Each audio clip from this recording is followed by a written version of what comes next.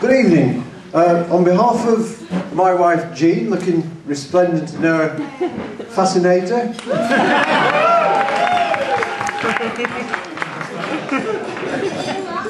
Chris and Paul, Graeme's mum and dad, and of course Joanne and Graeme themselves, it's a great pleasure to welcome you all here today to celebrate this very special occasion.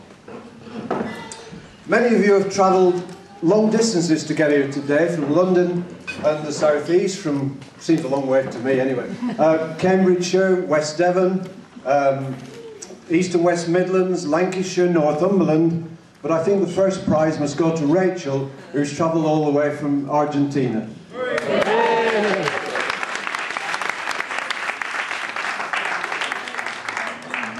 I also know a number of people who would have loved to have been here today, but I'm sure they're looking on from afar and have had some hand in ensuring that the weather has been so kind to us. When Joanne and Graeme asked me to say a few words, they said I should stress the many qualities. Well, as a former engineer, I could tell you a lot about the stresses holding up the beams in this roof, or I could tell you about the importance of quality to the Japanese production system at Honda. But to say something about the ones you love is much more difficult and much more stressful. But I've taken my blood pressure tablets, and we have at least one doctor with us and a number of physios, so if I fall over, you know what to do.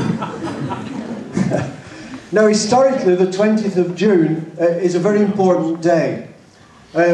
Besides being the summer solstice, many events have taken place through history. For example, in 1837, 18-year-old Victoria ascended to the throne, or acceded to the throne.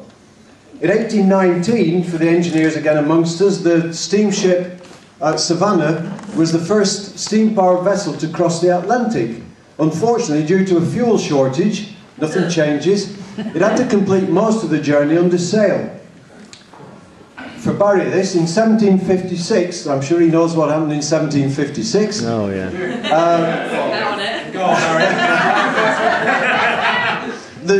The British garrison was imprisoned in the Black Hole of Calcutta. Yeah, I knew that one. More recently referred to as the function room at the Mason's Arms Eddington Quarry. Joanne was born late and in a bit of a rush, and I'm sure those who know won't be surprised at that. At 8:55 a.m. on the 21st of December 1974. I must have blinked because I can't remember a lot what happened in between.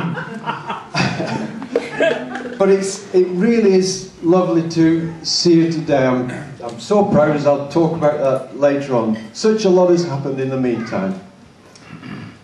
Now, traditionally, the role of the father of the bride came from the era of betrothals and arranged marriages, and the daughter was traditionally the property of the father, and it was his role and duty to give away his daughter, the responsibility passing over to the groom. In our case, the moving on process began many years ago. You see before you a rather petite and demure, shy, girlish bride.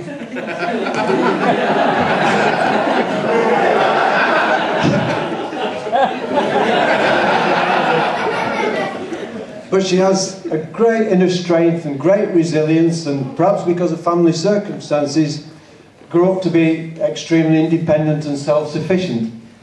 As I'm sure Uncle Frank and Auntie Margaret will remember, looking after her when they were tiny, while Jean and I had a few days away, when we got back, a UN peacekeeping force was on standby.